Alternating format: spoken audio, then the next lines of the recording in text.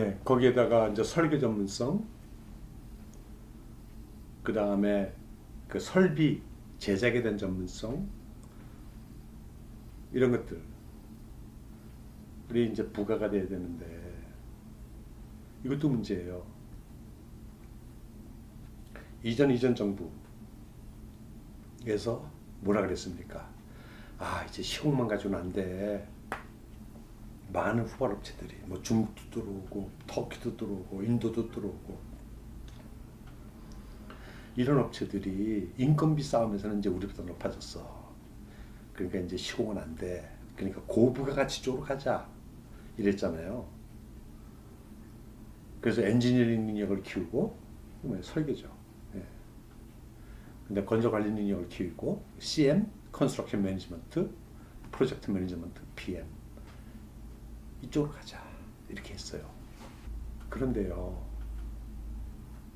그렇게 얘기하면서 뭐를 주장하냐면, 우리 건설 산업의 크기, 해외 매출, 수주금액, 여기에 목을 맸어요. 올해도 마찬가지잖아요. 작년에 300억 조금 넘었거든요. 300억 불 조금 넘었습니다. 올해는 300억 불 정도 한다. 이게 뭐냐면요, 시공 매출입니다. EPC, 물론 엔지니어 프로큐먼트가 들어가 있는 경우도 있지만 그건 포지션이 작아요. 그러니까 두 얘기를 하는 거죠. 한쪽에서는 고부가치 쪽으로 가자라고 얘기하면서, 한쪽에서는 실적은 EPC 시공 쪽으로 와야 돼. 이렇게 정부의 생각이 실적을 시공 위주로 보여주는 한에는 고부가치 산업은 그냥 떠드는 겁니다. 그러니까 벌써 10년이 지났잖아요. 지난 정부, 지지난 정부 전부 다 해외를 갖다가 막 밀어붙였잖아요. 특히 이명박 정부는 뭐 엄청났죠. 그 스스로 또 걸려들기도 했지만, 이게 뭐예요? 말만 한 겁니다. 모르니까. 이 엔지니어링 있지 않습니까? 엔지니어링은요, 이거 그냥 안 돼요.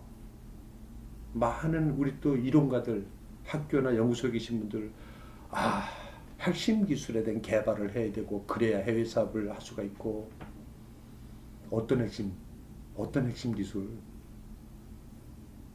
이렇게 얘기하면 몰라. 여러분, 이건요, 특허가 다 걸려있는 겁니다. 특허요. 애플하고 삼성이 싸우는 게 뭡니까? 특허 싸움이에요. 그걸 내줘요? 누가? 그게 돈인데? 그리고 그게 경쟁력인데? 안 내줘요. 그리고 지금 그걸 갖다 개발할 수 있다? 진짜 노력해서 창작을 해내야 되는 겁니다. 그럼 남들이 전부 다 해놨잖아요. 거기서 또 다른 걸 창작을 해내가지고 내 걸로 가져가야 돼요. 이게 쉬워요? 지금 우리 엔지니어 업체들 보세요. 전부 다 고만고만한, 한방 치면 넘어가는 그런 살림살이를 하면서 세계적인 엔지니어링 능력을 키워라? 말 자체가 안 되는 겁니다. 이제 말장난 그만하세요. 그런 말장난. 못해요. 원천 기술입니다. 원천 기술에 좀 중속돼 가지고 좀 하는 거예요. 내게 없는 거예요. 엔지니어링 고부가치? 무슨 고부가치입니까? 그게 고부가치가 되려고 그러면요, 그런 원천 기술을 가지고 있어야 돼요. 물론 몇 겹체 우리나라도 뭐 가지고 있는 원천 기술이 있긴 하죠. 이런 말장난 그만하자. CMPM? CMPM 뭐예요? 전부 다 뒷짐지고 감시하는 감시자로서의 CMPM? 우리나라는요, 시공했잖아요. 그리고 야간 작업하면서 근면하고 성실한 것으로 세계시장과 경쟁을 했어요. 칭찬도 많이 받았죠. 우리나라는 손해가 나도 끝까지 해주는 업체들이다. 발주자들 굉장히 좋아해요. 손해가 나도 끝까지 책임진다. 특히 대형 업체들.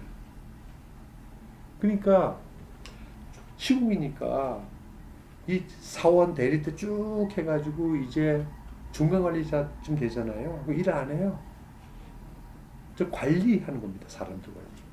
소장쯤 되잖아요. 물론 모든 소장이 그렇지 않겠지만, 우리 하는 얘기에서 파리채 들고 파리 잡는, 그 발전만 낳고 술 먹는, 골프장 가는, 접대. 이걸로 저 커왔다. 그러니까 너 어떤 분야의 전문가야? 라고 얘기하면 없어.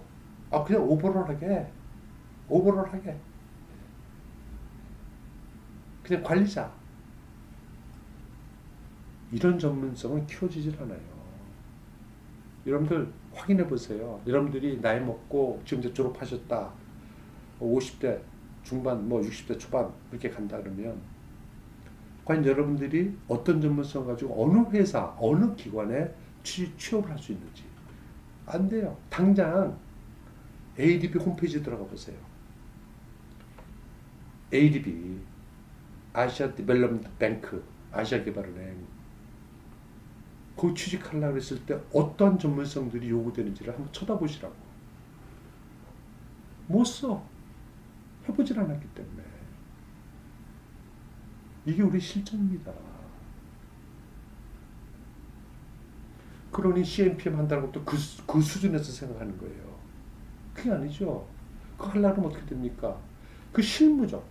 작업일지는 어떻게 작성하고, 예? 공정계획표는 어떻게 작성해가지고, 어떻게 이걸 바꾸고, 디자인을 어떻게 옵티마이제이션을 하는 거, 그 다음에 노동법은 어떻게 돼가지고 내가 이걸 어떻게 관리를 해야 되는 건지, 작업 생산성을 기록하는 어떤 그런 레터, 편지 쓰는 거.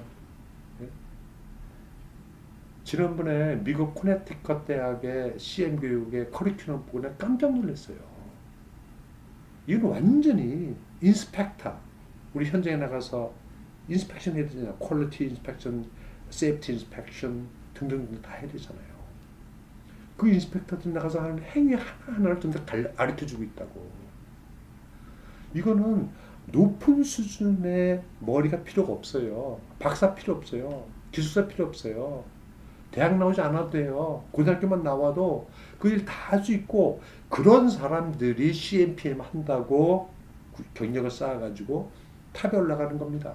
근데 우리는 그게 아니잖아요. 우리나라요, 완전히 계층사회입니다. 여러분들 보세요. 그 법령이나 또 보시면 어떤 위원회에 뭐 위원으로 추천해야 된다 그러면, 아, 박사학위 소지자 또는 그 동등 이상의 학력 소유자, 기술사 소지자 이렇게 됐어요. 그리고 층이 나눠 있잖아요. 박사급, 예? 기술사급, 석사급, 예? 그다음에 특급 기술자, 보통 기술자, 일반 기술자, 그다음에 뭐예요? 기능직. 네. 그리고 그 기능직 위로 올라가려면, 아, 네가 아무리 똑똑해도 거기서 네가 아무리 전문성을 키워도 10년, 15년 경력을 쌓은 날 올려줄게. 철저하게 계급사회라고 저는 생각을 해요. 이런 상태에서 누가 전문가가 되려고 노력하겠느냐고요. 영원히 나는 기능인이야. 찬밥 대우받아. 신분 상승이 안 돼. 고등학교를 나왔건 대학교를 나왔건 어떤 자격을 가지고 있건 간에 그 업역에 있어서 전문성을 인정받고 최고라고 하면 그만한 대접을 해줘야 되는데, 너는 그 수준에서, 그 층에서 대접을 받아. 이런 상태 가지고 우리가 어떠한 기대를 해볼 수 있을까? 이런 생각을 해보게 되네요. 그 다음에 또 문제가 있죠. 우리 해외에서, 국내도 마찬가지겠지만 전체 매출이 100이라고 하면요, 해외에 그 90%를 누가 다 먹어가냐면요, 우리 국내 10개 업체가 다 먹어갑니다. 90%를. 그게 어떤 업체들입니까? 현대, 대우, 삼성, 대림, SK 뭐 등등등등. 근데 그 업체들 가만히 살펴보세요. 대부분이 그룹사입니다. 그룹사. 그럼 여러분들 그룹사 입장, 여러분들이 회장이라면 한번 생각해 보시라고. 건설? 야, 저 재미없어. 이제 이익이 안 나고, 어느 업체 같은 경우 2, 3년 전에 한 프로젝트 1조 이상 깨먹었잖아요. 이게 재미난 영역인 줄 알았는데 자식도 손해보네? 야, 문 닫아. 이러지 않겠습니까? 여러분들의 회장이라면 내가 사업 분야 굉장히 많은데 건설 재미가 없어요.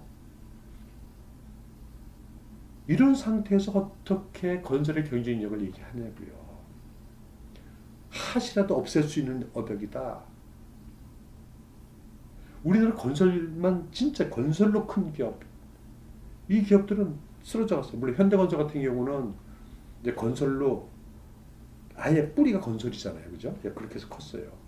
근데 지금 어떻게 자동차 그룹에 이제 편입이 돼서 지금 사실은 건설 하시는 분들은 굉장히 고통을 받고 있다고 저는 생각을 합니다. 건설 마인드가 아니거든요. 그 건설을 관리하는 위층의 생각이 제조업의 마인드를 가지고 하고 있다. 참 이거 문제입니다. 그럼 건설에 진짜 모든 걸 다 바치고 열정적으로 해도 쉽지 않은 게 이게 해외 건설인데 언제도 버릴 수 있는 뭐 극단적인 얘기긴 하지만